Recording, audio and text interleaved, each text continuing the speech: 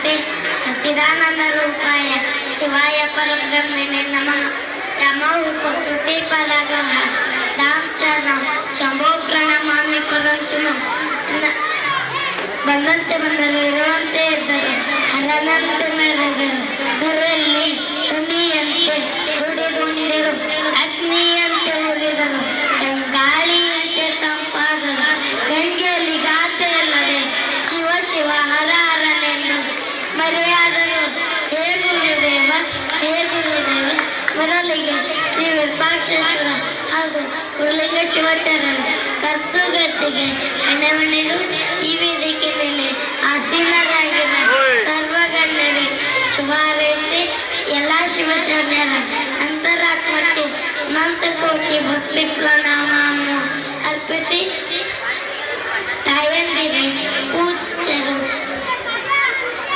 ಗುರುಲಿಂಗ ಶಿವಾಚಾರ್ಯರು ಶ್ರಮಪಟ್ಟು ದುಡಿದು ಇಂದು ವಿಶ್ರಾಂತಿ ಪಡೆಯುತ್ತಿದ್ದಾರೆ. ಅವರ ಶರೀರಕ್ಕೆ ಸಾವಿರಬಹುದು, ಆದರೆ ಅವರ ಆತ್ಮಕ್ಕಲ್ಲ. ಆದ್ದರಿಂದ ಎಲ್ಲ ತಾಯಂದಿರು ಗ್ರಾಮಸ್ಥರು ಮೇಲುಕೆಯಲ್ಲಿ ಎನ್ನದೆ ಶ್ರೀಮಠಕ್ಕೆ ದುಡಿಯಿರಿ. ಪೂಜ್ಯರು ಲಿಂಗೈಕ್ಯಾಗಿ 2 ವರ್ಷ ಕಳೆದವು. ಇವತ್ತು ಪೂಜ್ಯರ ದೇವಾಲಯದ ಅನಾವರಣ ಕಾರ್ಯಕ್ರಮ. ತಾವೆಲ್ಲರೂ ಸೇವೆದ್ದು ಎಷ್ಟು ಚೆಂದ ನೋಡಿ.